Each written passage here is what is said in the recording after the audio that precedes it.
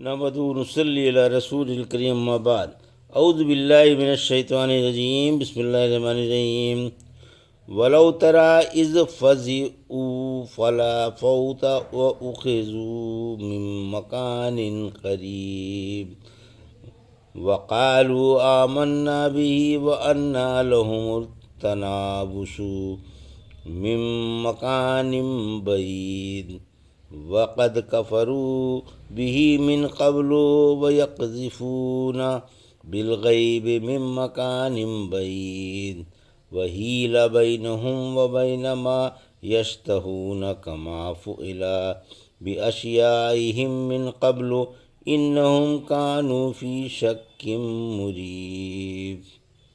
ابھی آپ نے سورہ سبا کی آیت 51 سے 54 کی تلاوت سماعت فرمائی۔ ان آیتوں کا ترجمہ اور تفسیر اس طرح ہے: ولو تری اذ فزعوا فلا فوت واخذوا من مکان قریب، آیت 51۔ وقالوا آمنا به وانا لهم التنابش من مکان بعید، آیت 52۔ وقد کفروا به من قبل ويقذفون بالغیب من مکان بعید، آیت 53۔ وحیل بینہم وبین ما یشتہون کما فعل باشیائہم من قبل انہم کانوا فی شک مریب، آیت 54۔ ترجمہ: کاش آپ انہیں دیکھتے جب یہ گھبرا رہے ہوں گے اور بچاؤ کی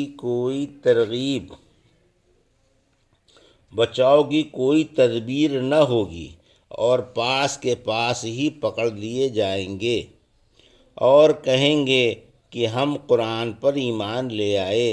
بھلا اتنی دور سے کیسے وہاں تک ان کا ہاتھ پہنچ سکتا ہے، حالانکہ اس سے پہلے یہ اسے ٹھکرا چکے تھے اور یہ دور ہی سے بن دیکھے ہانکتے رہتے ہیں۔ ان کے اور ان کی خواہشوں کے درمیان آڑ کر دی جائے گی، جیسا کہ ان جیسوں کے ساتھ ان سے پہلے بھی کیا گیا تھا۔ یقیناً یہ بڑے گہرے شک و تردد میں مبتلا تھے۔ یہ تھا ترجمہ سورہ سبا کی آیت 51 سے 54 کا۔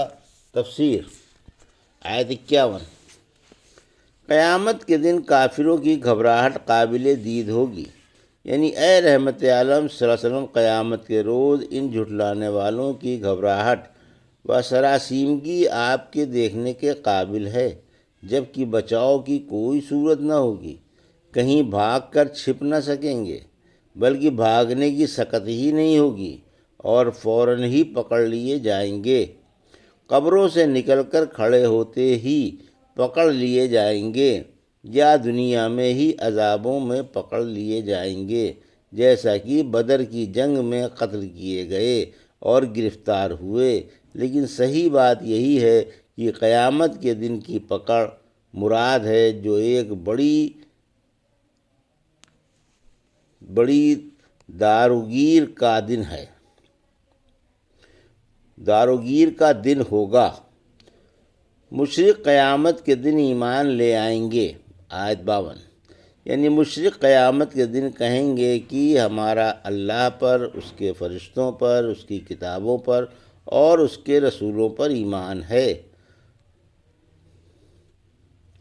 کاش تم دیکھتے جب مجرم سر جھکائے ہوئے اپنے رب کے سامنے کھڑے ہوں گے اور کہہ رہے ہوں گے کہ اے رب، ہم نے دیکھ لیا اور سن لیا، ہمیں دنیا میں واپس بھیج دے، ہم نیک عمل کریں گے۔ اب ہمیں یقین آ گیا ہے، اسی وجہ سے فرمایا کہ اب ایمان لانا بیکار ہے۔ اب تو یہ ایمان کی قبولیت والی جگہ سے بہت دور ہٹ کر آخرت میں آ گئے ہیں، جو جزا کا گھر ہے، دارالامتحان نہیں۔ اگر یہ دنیا میں رہ کر ایمان لاتے تو قابل قبول تھا، آخرت میں آنے کے بعد ایمان لانا بے سود ہے۔ اب تو ان کی ایسی مثال ہے جیسے کوئی شخص میلوں دور سے کسی چیز کو پکڑنا چاہتا ہو، پھر جیسے وہ چیز اتنی دور سے اس کے ہاتھ میں نہیں آ سکتی، اسی طرح آخرت میں ایمان لانے کی خواہش بے سود ہے۔ ابن عباس فرماتے ہیں اس وقت یہ دنیا میں واپس آنے کی اور کفر و شرک سے بعد رہنے کی خواہش کریں گے، مگر وہ وقت نہ واپس بھیجنے کا ہے اور نہ توبہ کا۔ آیت 53، یعنی اب آخرت میں ایمان کیسے قبول کیا جا سکتا ہے جبکہ دنیا میں حق کو ٹھکرا دیا اور رسولوں کو جھٹلایا تھا، بلا دیکھے نشانے پر تیر مارا کرتے تھے اور محض قیاس و رائے سے اللہ کی اور اس کے رسولوں کی باتوں کو رد کرتے رہتے تھے۔ کبھی آپ کو شاعر بتاتے تھے، کبھی کاہن، کبھی جادوگر اور کبھی دیوانہ۔ نہ زندگی بعد الموت کے قائل تھے، نہ روز جزا کے، جیسا کہ سورہ جاثیہ کی آیت 32 میں فرمایا، ممکن ہے ایسا ہو، ہمیں یقین تو آتا نہیں۔